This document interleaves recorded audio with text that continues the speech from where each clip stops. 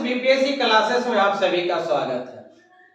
आज के इस ब्लॉग में हम लोग पटना कलम से संबंधित कुछ जानकारी प्राप्त करने का कोशिश करेंगे, जो आने वाले बिहार लोक सेवा आयोग की मुख्य परीक्षा में महत्वपूर्ण साबित होगा। पटना कलम के जानने के पहले हम लोग थोड़ा सा जान लेते हैं कि आखिर पटना कलम क्या उद्भव कैसे हुआ। 17वीं शताब्दी के उत्तरार्ध में मुगल साम्राज्य जो एक पूरे भारत में करीब करीब फैला हुआ था, वह पतन की अवस्था में आ गया। परिणाम यह निकला कि जो शाही कलाकार थे वो अपनी जीविका की तलाश में यहां से निकल करके मुर्शिदाबाद की ओर प्रस्थान कर गए।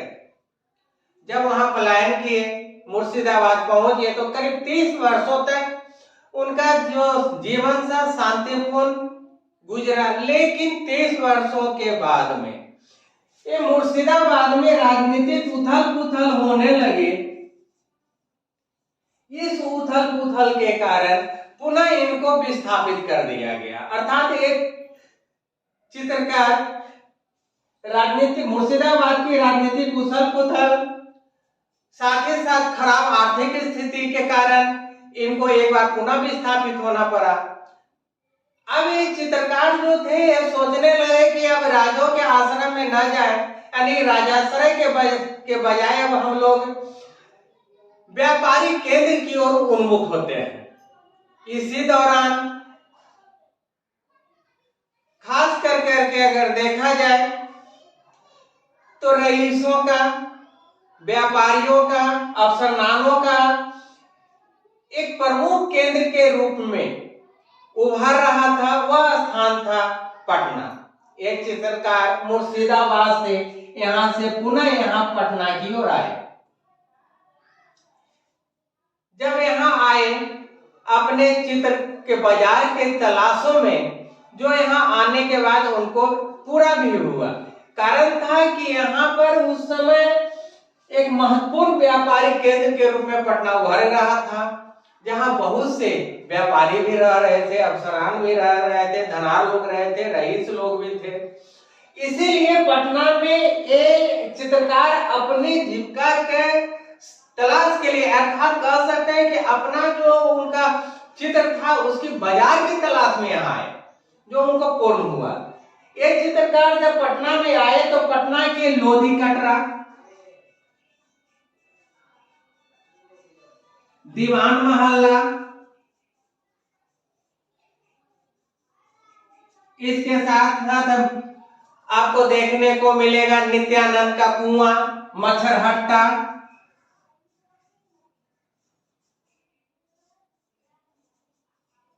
नित्यानंद का कुआं, ये ऐसे जगह थे जहां पर आकर करके ये लोग रह गए।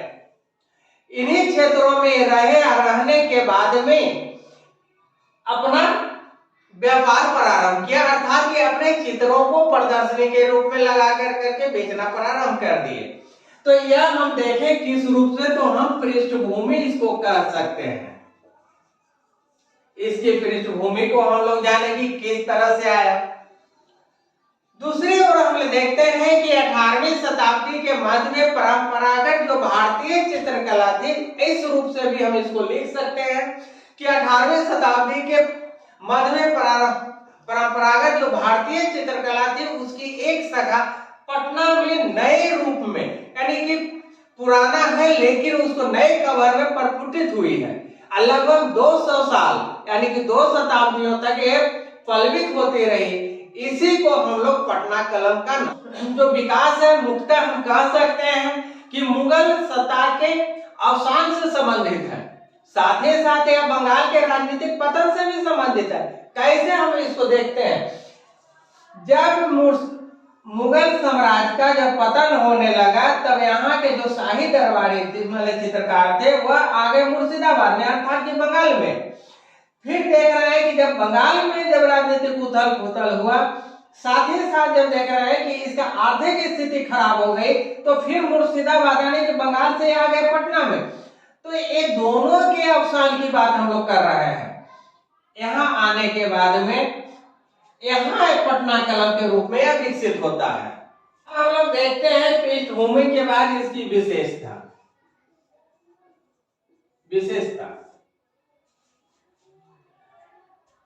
इन चित्रकारों में, चूंकि पूर्व में जो भी ये चित्रकार थे वो मुगल संरक्षण मिल चुका था, फलतः इनके जो चित्रकला है उसके पास या तो उसके ऊपर हम लोग देखेंगे कि मुगल प्रभाव स्पष्ट दिखता है। यानी हम कह सकते हैं कि मुगल का जो प्रभाव है यानी उसके चित्रकला पे वह स्पष्ट हो। साथ ही साथ हम देख रहे हैं कि जो तात्कालिक जो ब्रिटिश कला है उसका भी प्रभाव दिख रहा है। यानी कि मुगल कला का ही साथ ब्रिटिश का, ये दोनों का प्रभाव इसके ऊपर देखा है, जो इसकी सबसे बड़ी विशेषता है। पटना कलम भारत में स्थानीय तथा क्षेत्रीय कला को भी विशेषता के रूप में प्रदर्शित करता है। यानी कि यह स्थानीय भी है या क्षेत्रीय हम लोग कह सकते हैं। स्थानीय क्षेत्रीय जो कला होती थी उसकी विशेषता को भी इसमें हम लोग रखते हैं, कारण कि उससे भी यह प्रभावित है। क्योंकि इन चित्रकारों को व्यापारिक संरक्षण मिला, फलतः इसका पूर्णतः जो बनाने का जो शैली हो गई वह लोकोन्मुख हो गई। कहने का अर्थ है कि अब यह किसी दरबारी की कला की तरह सिर्फ उस राजा की मनोवृत्ति को नहीं प्रदर्शित करके लोगों के मनोवृत्ति को प्रदर्शित करने लगा है। कारण है कि अब व्यापारी वर्ग का इसका संरक्षण मिल रहा है।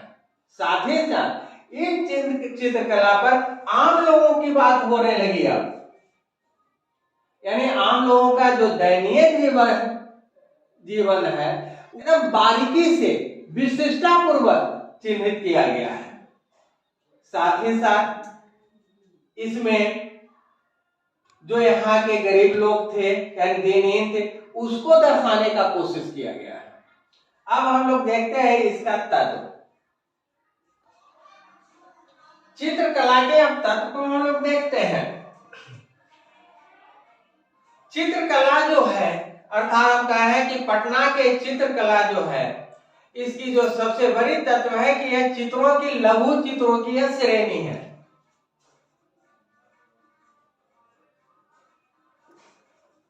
लघु चित्रों की श्रेणी है, यानी कि ये कोई खास नहीं होता था, लगातार के चित्रों को मिला करके बनाया जाता था। इसका जो माध्यम है वो है कागज, हाथीदांत, ये सब पे बनाने का कोशिश किया गया है। अवरक इसका माध्यम है यह सब। पेंसिल से खाका बनाकर रंग भरने के बजाय ब्रश से तस्वीर बनाने और रंग भरने का इसमें विकास हुआ। चौथा जो यह है कि इसमें जो रंगों का प्रयोग किया जाता था वह है गहरे भूरे रंग का, हरे रंग का। ऐसा जो प्राथमिक रंग है उसका प्रयोग किया है। लाल रंग का, हल्के पीले रंग का प्रयोग होता था। रंग जो बनाया जाता था वह घास फूस, फूल इत्यादि ये सब चीजों से बनाने का प्रयास। साथ ही साथ पेड़ों का छाल का भी प्रयोग किया गया है। हम कह सकते हैं इसका जो अगला तत्व है वह है क्या कि समांतर रंग घास फूस तथा पेड़ों की छाल इत्यादि से या फूलों से बनाया जाता था। अगला है इसका जो तत्व, यह सोने चांदी का प्रयोग नहीं किया है। इसमें देखेंगे आपको पटना कला में कि कहीं पर भी आपको सोने चांदी का प्रयोग नहीं किया हुआ मिलेगा। आगे हम लोग देखते हैं इसमें मनुष्य के जो चित्र बनाए गए हैं उसमें नाक ऊंची है, भौहें भारी है, चेहरा पतला है, आंखें गहरी है, मूछें घनी दर्शाई गई है। कला में मुगल कालीन शैली तो लिया गया है परंतु उसकी विषय वस्तु को नहीं लिया गया। तो इस चित्रकला में यानी पटना कला में नहीं दर्शाया गया है बल्कि जनजीवन की विषय वस्तु को दर्शाया गया है। जैसे लकड़ी काटता हुआ बढ़ई, खेत जोतता हुआ किसान, साथ ही साथ पर्व त्योहार, इसको लिया गया है। जहां हम लोग देखते हैं कि मुगल काल में जो बैकग्राउंड लैंडस्केप जो होता था वो उसकी आत्मा थी, लेकिन पटना कला में ये बिल्कुल ही खत्म हो गया। हम कह सकते हैं कि यहाँ पर मुगल काल से प्रभावित रहते हुए मुगल काल की जो विषय वस्तु थी उसको नहीं लिया गया। ब्रिटिश कला का थोड़ा सा उसमें से लिया, थोड़ा इसका लिया, थोड़ा स्थानीय क्षेत्रीय गया, आम जीवन, ये सब मिलाकर करके ही पटना कला को तैयार किया गया है। अब हम लोग इसको देखेंगे खरीदार। पटना कलम के चित्रकार जो थे दो तरह के लोग हुआ करते थे।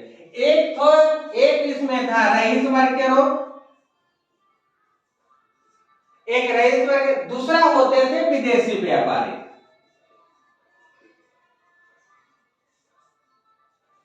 एक रईस वर्ग यानी धनार लोग, दूसरा है ब्रिटिश व्यापारी। धनार लोग कहने का जो रईस वर्ग की जो रुचि थी वह रुचि थी प्रोटेक्ट में, या तो हम कह सकते हैं कि फूलों में पक्षियों का जो चित्र होता था उस पे, जबकि विदेशी जो व्यापारी थे उनकी रुचि थी अपने यूरोपीय स्वजनों के यहाँ जब यहाँ से जाएंगे तो उसको यहाँ की संस्कृति के बारे में बताने के लिए, उसी के उद्देश्य से विदेशी व्यापारी अपना चित्र यहाँ बनवाया करते थे। जैसे में हम कह सकते हैं कि भारतीय संस्कृति, तीज त्योहार, पर्व मेला, वेशभूषा, रीति रिवाज, कुटीर उद्योग, इसके चित्र में अधिक इन लोगों की रुचि हुआ करती थी कहने का विदेशी व्यापारी का। इसी प्रकार चित्रों को विषयवार एक पूरा सेट तैयार करवाया करते थे वो लोग, जिसे फिरका सेट नाम धर गया था। यानी हम यहाँ पर लिख सकते हैं चित्रों की एक पूरा सेट होता था जिसका नाम रखा गया था फिरका सेट। यह ऑब्जेक्टिव की दृष्टि से महत्वपूर्ण होगा।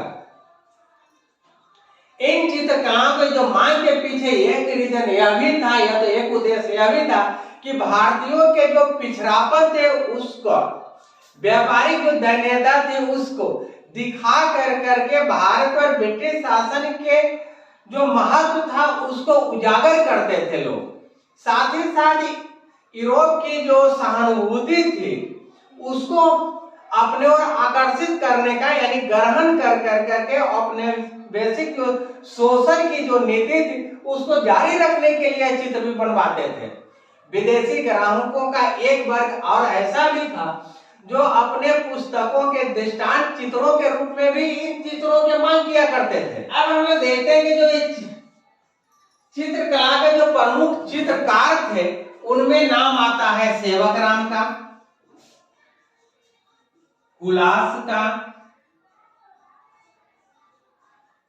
उल्लासराम, इसके साथ साथ हैं बिलासलाल, शिवदयाल, फकीरचंद, ईश्वरी प्रसाद, चंद्रशेखर वर्मा, इनका नाम उल्लेखनीय है। अब हम लोग इसका आगे का जो देखते हैं वह है पतन। 200 सालों तक अपना महत्व को दर्शाते हुए पटना कलम धीरे धीरे पतनोन्मुख होते चला गया, यानी कि इसका भी पतन होने लगा। हालांकि यह 200 साल यानी 2 सदियों तक अपना प्रभाव बहुत अच्छे तरह से कायम रखा। पटना कलम शैली के अंत के पीछे हम लोग अगर बारीकी से जाए तो स्पष्ट हम लोगों को पता चलेगा कि राजनीतिक उथल पुथल, लिथोग्राफर, प्रिंट तैयार करने की मशीन, कैमरों का आविष्कार, ये सब कारक बहुत ज्यादा जिम्मेदार है। खैर जो भी हो, पटना कलम अपने पतन के बावजूद भी भारतीय कला को एक नई दिशा दी है, यह तो हम भी मानते हैं, हमारे इतिहासकार भी मानते हैं। इसने चित्रकला के जो राजनीतिक संरक्षण था या तो राजकीय संरक्षण था, दूसरे रूप से हम कह सकते हैं कि राजा का जो संरक्षण था उसकी दासत्व से मुक्ति दिलाने में महत्वपूर्ण भूमिका निभाई है। फलतः इसने स्वदेशी और राष्ट्रीयता की जो भावना था उसको न केवल यह पोषण किया बल्कि स्वतंत्र भारत के निर्माण में यह अपनी महत्वपूर्ण भूमिका निभाई है। तो इस तरह से जो इसका पतन था इसके अनेक कारण थे, एक कारण नहीं थे। विशेष रूप से हम लोग उसमें देखें कि लिथोग्राफर हो गया, प्रिंट मशीन हो गया, तो इस तरह आप कह सकते हैं कि पटना कलम पतन जरूर हो गया लेकिन भारतीय चित्रकला को एक नई दिशा कर दिया। साथ ही साथ जो राजा का दास्ता था उसको खत्म कर दिया। यहीं पर मैं अपना यह पटना कलम का ब्लॉग खत्म करता हूँ। जो हमारे चैनल पे नए आए हैं सब्सक्राइब कर लेंगे, बेल आइकन को दबाना ना भूलेंगे, साथ ही साथ लाइक करना और शेयर करना ना भूलेंगे। मिलते हैं अगले ब्लॉग में जिसमें हम लोग कुछ जनजातीय विद्रोह जैसे संथाल हुआ या मुंडा हुआ उसके बारे में कुछ चर्चा करेंगे।